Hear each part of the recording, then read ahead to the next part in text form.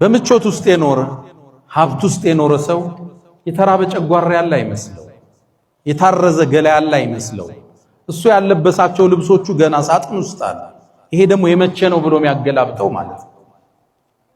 ረመዳን የሚባል ወር አላህ ደነገገና ደሃውንም ሀብታሙንም እኩል ከሱብሒ እስከ መግሪብ ምግብ እንዳይበላ ከለከለ። ማፍጠር አይቻልም። ረመዳን ዋጅብ ነው አላህ ያደረገው፣ የዲኑ አንዱ ምሰሶ ነው። ወሰውሙ ረመዳን እብኑ ሐዝም እንደሚሉት ከሽርክ በኋላ ረመዳንን አውቆ እንደሚያፈጥር ሰው ወንጀል አላቅም ይላል። ማፍጠር ክልክል ነው ለደሃም ለሀብታ። ያኔ ታዲያ ከዙሁር በኋላ ያነ ባለሀብት ረሃብ ሲጀምረው የተራቡ ሰዎች እንዳሉ መገንዘብ ይጀምራል።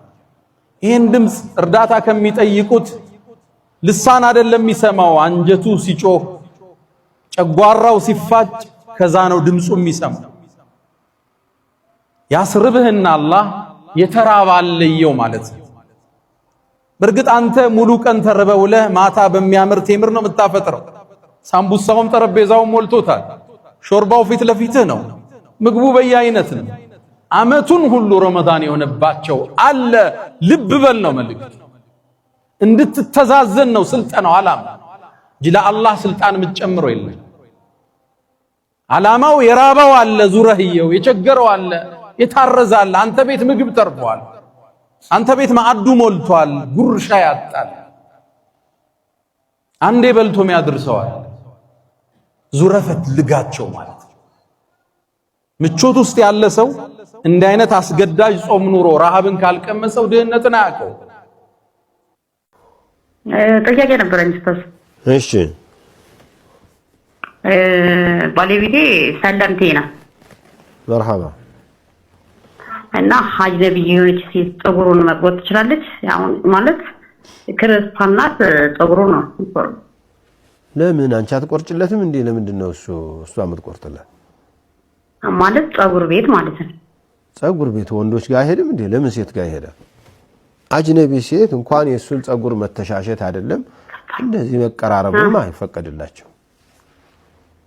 እኔ ብዙ ጊዜ እለዋለሁ፣ ግን ያው የሚቻል መስሎኝ ነው ልጠይቁት። ኧረ አይቻልም። ኧረ እሱ ያውቃል። 2 ቀን መስጂድ ቢገባ አንዱ ሐዲስ ይነግረዋል። ይሄንን ዘዳግም 23 አንድን አንብበው እስኪ። ኧረ ተው ማንበብ አልፈልግም። እሱን አንተ ታነበዋለህ ላውጣው? አንተ ታነበዋለህ ላው? አነበዋል። አይመለከተኝም ለሚደርስብህ ነገር። እሺ ዘዳግም 23 አንድ ኮሜንታቲው ምንለው ባለ ምክንያት ያው አንብበው። አረላሽ እሺ ቆይ አንብበው። እሺ የእግዚአብሔር ቃል ይነበብ። እዚህ ድረስ ደርሰንማ ማንበብ አለብህ ማለት ላንብበው፣ ችግር የለውም። ማንበቡ ኖርማል ነገር ነው። እስቲ አንብብልና እንስማ። እሺ እሺ ሁሉም ሰው ያየ ነው፣ ፋሚሊ ያዩ ናቸው። እነሱ ማንበብ ከቻሉ እንግዲህ አንብቡ። የእግዚአብሔር ቃል አይደል እንዴ? አንዴ ታዲያ መደበቅ አለበት እንዴ እግዚአብሔር ቃል? እሺ ቁላው የተጠቀጠ ብልቱ አረላሽ በቃ ሰምተኛል ጋር እንዴ ምንድን ነው? እሺ የተቆረጠ ወደ እግዚአብሔር ጉባኤ አይግባ። ዲቃላ ወደ እግዚአብሔር ጉባኤ ዲቃላ ወደ እግዚአብሔር ጉባኤ አይግባ። እስከ 10 ትውልድ ድረስ ወደ እግዚአብሔር ጉባኤ አይግባ። እሺ እኔ አላልኩም። እሺ ምን ለማንፈልገው ነው? ጥያቄ ላንሳ። አሁን ለምሳሌ እኔ አላልኩም፣ ግን እሺ ጥያቄ ላንሳለ እዚህ ላይ አሁን በለው፣ ችግር የለውም የተጻፈ ነገር ነው። አረን ያላነበም ይሄንን ብልቱ የተቆረጠ ሰው ወደ እግዚአብሔር የማይገባው ለምንድን ነው? ለምሳሌ አሁን ይሄ ሰውዬ ልብ አድርግ፣ ከዚህ በኋላ ሚስት ምናምን የሚባል አያስበውም። ምክንያቱም ሚስት ምን ያደርግላታል? ባዶ የተሰለበ እንትን ምን ያደርግላታል? ስማኛ ሚኪ፣ የተሰለበ ነገር ምንም ያደርግላታል ሚስት። ይሄ ሰውዬ ሚስት አጥቶ ልብ አድርግ የእግዚአብሔር ጉባኤ ማተግባ ከተባለ እሺ ምንድነው መፍትሄው? ንገረኝ። ምን ይሻላል? ሁሉ ነገር ያወቅኩ ነው የምመልስልህ። ሪከርድ አድርገህ ምናምን እንደምትፖስተው አውቃለሁ። ኧረ እኔ አልፖስትም። እኔ ለምን ፖስታለሁ? እኔ ወላሂ አልፖስትም። እኔ ሁሉ ነገር አውቃለሁ። የኮሜንት ላይ የምትናገረው ነው ከዚህ በፊትም አውቃለሁ። እሺ አሁን ዲቃላ ይላል። ዲቃላ ጥፋት አለበት ማለት የዲቃላ ጥፋት ምንድነው? ዲቃላዎች ምንድነው የሚያጠፉት? ያጠፉት ጥፋት ምንድነው? እስቲ ንገረን። እሱን አንተ ንገረኝ እንጂ የጠበቁ ንገረኝ አንተ። ዲቃላ ወደ እግዚአብሔር ጉባኤ አይግባ ለእግዚአብሔር ዲቃላ እናትና አባቱን እሺ ዲቃላ ማለት እንደሆነ መጀመሪያ ልንገርህ። ዲቃላ ማለት ያለ ጋብቻ የተወለደ ልጅ ነው እንደምናውቀው ሁለታችንም ማለት ነው። ታብታብ ያደረጋችሁሽ ያለ ጋብቻ የተወለደ ልጅ ምን ያገናኘዋል ማለት አንድ ሰው ያለ ጋብቻ በመወለዱ ምክንያት ብቻ የእግዚአብሔር ጉባኤ አትግባ ይባላል ማለት እሱ ምን አጠፋ ነው ጥያቄ ቀጥል ይሰማው። ስለዚህ አሁን በአጭሩ ፍትህ አይደለም እሺ። ስለዚህ አሁን በአጭሩ እንደዚህ እንትን አሁን ኢየሱስ አምላክ ነው አይደለም? እሺ ቆይ የሞተው አምላክ ነው ወይስ ሰው ነው? እስቲ አሁን አንተ በክርስትና አስተምሮ ይሄን መልስልኝ። ሰው አይደለም አምላክ ነው የሞተው? በቃ ያው ነው እኮ የአምላክ ልጅ የእግዚአብሔር ልጅ ነው። ዜና ስትከታተል በሚሳኤል የሚታረሰውን የወንድሞቻችንን ሀገር አሜሪካና ወራሪዋ በሚፈጽሙት በደል ልጆቹን የሚሰናበት አባት እንባውን ስታይ በደል የነገሰ ሲመስልህ ቆም በል። ለሰከንዶች ረዘም ያለ እስትንፋስ ውሰድ። የበደለኞችን ዙፋን የሚያናውጠውን ይህን የአላሁን ጀለ ወዐላ ስም አስታውስ። አልሙንተቂም በቀሉን የሚወስድ። ቆይ አዚዝ አልሐሰን ቸኩለ ውሳኔ ከመውሰድ በፊት ቪዲዮውን እስከ መጨረሻ እዩ። የአላህ በቀል ማለት ሰዎች ምድር ላይ እንደ አላህ መሆን ሲቃጣቸው የዩኒቨርሱን ሚዛን የሚመልስበት ጥበቡ ነው። የቁሉ الحق سبحانه ኢና ሚነል ሙጅሪሚን ሙንተቂሙ እኛ በደለኞችን ተበቃዮች ነን። ናም አዚዝ አልሐሰን የእያንዳንዱ ህፃን ጩኸትና እያንዳንዱ የደም ጠብታ ትንሹንም ትልቁንም የማይዘነጋው መዝገብ ላይ ሰፍሯል። አላህ ጊዜ ሊሰጣቸው ይችላል፣ ነገር ግን ሲይዛቸው there is no way out አዚዝ አልሐሰን ሼሪት ከዝ ወዳላል الخير كفايله። ሶስተኛ ደግሞ ጥያቄ አሁንም እንቀጥል እየፈቀድን ጥሩ ክርስቶስ ኢየሱስ ለኔ ኃጢያት ሞት አይደል? እኔ መሞት የነበረብኝን በኔ ቦታ እሱ ነው አይደል ሞተልህ የሚሉት? እኛ በኃጢያት ምክንያት የኃጢያት ደሞዙ ሞት ነው አይደል የተባለው? ያንተን ሞት እሱ ሞተልህ ካሉ ለምን ተነሳ? ሶስተኛው ጥያቄ ተከፍሏል።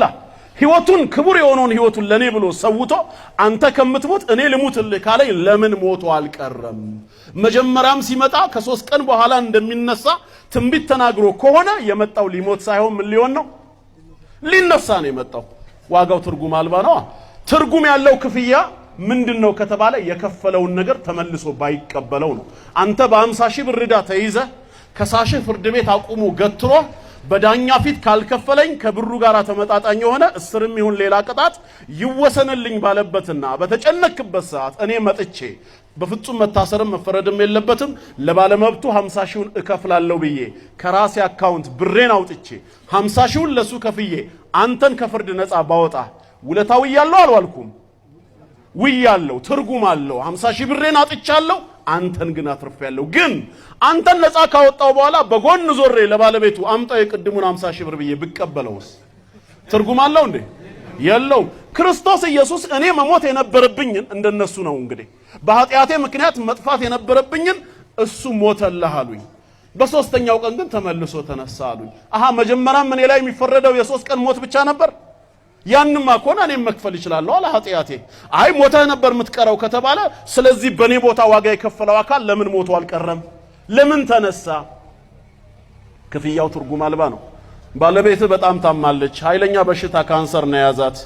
እሷ እንድትድን አንተ 1 ወር መሞት አለብህ ቢሉኝስ? እንደው ምሳሌው ዋናው ከወር በኋላ 31ኛው ቀን መነሳቴን ዋስትና ስጡኝ እንጂ 2 ወርም እሞታለሁ ነበር ምለው 3 ቀን ሳይሆን ለምን ዋናው ለመነሳቴ እንደ እንቅልፍ አየዋለሁ ወሩን 200 በዛው ሞተ ትቀራለህ። ባለቤትህ ግን ትኑርልህ ብባልስ? እዚህ ጋር ነው ትልቅ ፈተና። የኔ ህይወት ይበልጣል ወይስ የሷ ህይወት? የሷን ያስበለጥኩ ጊዜ በቃ ግድ የለም ትኑር ብዬ ልወስን እችላለሁ። ትክክለኛ ውለታም ይሄ ነው። አለበዛስ በፍጹም ራሷ ትሙት ልል እችላለሁ። የኔን ሞት የሞተልኝ ኃጢአቴ ደሙን ያፈሰሰልኝ አካል ካለ የአካል ላንተ ሞቶ ቀርቷል ቢባል ዋጋ ይኖረው ነበር። በሶስተኛው ቀን ከተነሳ ምንድነው ክፍያው? እስቲ የሀገር ወታደሮችን ተመልከቱ። ሀገራችን በጠላት ልትወረር ነው በተባለ ጊዜ እነሱ ሲዘምቱ ምንድን ብለው ነው የሚዘምቱት? 1 ቀን ተመልሰን እንመጣለን አይደለም። ድል ከቀናቸው ከድል ጋራ ነው። ካልሆነስ እኛ እንሙት፣ በእኛ ሞት ግን ህዝብ ነፃነቱን ይቀዳጅና በሰላም ይኖር ነው። ዋጋ ማለት ይሄ ነው፣ መክፈል። ተመልሰን እንመጣለን ብለው አይሄዱምና ማለት ነው። በሶስተኛው ቀን ተነሳ። የመጣው ሊነሳ ነው ወይስ ሞቶ ሊቀር? መልሳለን ይለዋል። ምን የሞተው ለኃጢአት ሲሆን የተነሳው ደግሞ ቅያማ መኖሩንም በዛው ሊነግር ነው። ሰው ሞቶ አልቀረም፣ ሞቶ እንደሚነሳ የትንሣኤ ብስራት ሊሆን ነው ይላሉ። አሃ ከዛ በፊት አይታወቅም ነበር? ካልታወቀ አዲስ እምነት መሆን ነው በቅያማ ማመን። እኛ ግን ምናምነው ከአደም ዘመን ጀምሮ የነበረ እምነት ነው፣ ሙታን ከመቃብር ዓለም እንደሚቀሰቀሱ ማለት ነው። ይሄ ትርጉም አልባ ነው። ስለዚህ ለዚህ ጥያቄ ምንድነው የናንተ መልስ ነው? ትድናለህ ብሎ ከመጣ አንተም ይሄን ጥያቄ መጠየቅ አለበት። በህይወታችን ውስጥ ሶስት ሰዎች ያጋጥሙናል። በተለይም ችግር በሚገጥምብን ሰዓት ባህሪያቸው ጎልቶ ይወጣል። የመጀመሪያው ቅጠሎች። እነዚህ ደካሞች ናቸው። በእነዚህ መተማመን አንችልም። ሁሌም ወደኛ የሚመጡት የሆነ ጥቅም ሲፈልጉ ነው። ንፋስ ሲመጣ ንፋሱን ተከትለው ጥለውን ይሄዳሉ። በችግር ሰዓት ዞር ብለው ማያዩንም። ቅርንጫፎች ምንም እንኳን ከቅጠል የተሻለ ጠንካራ ቢሆንም ህይወት አስከፊ ስትሆንብን፣ ነገሮች ሲደጋገሙብን ብዙ አይቆዩም። እነዚህም ጊዜያቸውን ጠብቀው ጥለውን መሄዳቸው አይቀርም። ስሮች። እነዚህ ሰዎች እጅግ ጠቃሚ ናቸው። መልካም ነገር የሚያደርጉልን ለታይታ ሳይሆን ከልብ ከመነጨ ወዳጃዊ ፍቅራቸው እንጂ። መከራና ፈተና የተደራረበብን በህይወታችን መጥፎን ጊዜን ብናሳልፍ እንኳን እንደ ምርኩዝ ካጠገባችን ሆነው በእጅጉ ያጠነክሩናል። የቀረቧችሁ ወዳጅ የመሰሏችሁ ሁሉ ሁሌም አብሯችሁ አይዘልቁምና ለመጣው ለሄደው ማዘናችሁን አቁሙ። ይልቅ እንደ ሰር አይነት ጓደኞች እንዲያበዛላችሁ መልካም ምኞቴን እመኝላችኋለሁ። ብሩክዚቲ ነኝ። ቸር ቆዩልኝ። ይሄን ያህል ብር ካልሞላ ታቦቱ አይገባም። ሚካኤልን ተወዱታላችሁ። አሁን ወደዋለን ምን ወዳለን እጃችሁ ነው አውጡ። እጅ አወጣን በሩ ወደ ኪሳችሁ ግቡ። ያላችሁን አውጡ። አሁን ይሄ ይባላል መድረክ። ይሄን ያህል ሺህ ብር ዛሬም በግድ ማስገባት አለብን። ይሄን ያህል ሺህ ብር ካልገባ ታቦቱ አይገባም። እኔ ሚካኤል ሲል ሰምቼ ይሄን ከምሰማ ብዬ ታቦቱ ሳይገባ ትጀጃል። ይሄ ሁሉ ይታሰብበት። አረ እንደው ሰምታችኋል። ሁሉም ወጣቱ ሰምቷል። አያስቀጥልማ። ይሄ የዓለሙ ህዝብ ተጫውቶ የጨረሰው ቁማር ነው። እንደ ቤተክርስቲያን ፍጹም ሊገባ አይገባም። ተወደዳችሁ እልል በሉ። ይሄ ነው ትምህርቱ። ምንድነው? አጨብጭቡ። ለመድኃኒዓለም ክብር መግለጫ 10 ብር ዛመታል። አጨብጭቡ። የመድኃኒዓለም ክብር በብር ይገለጻል።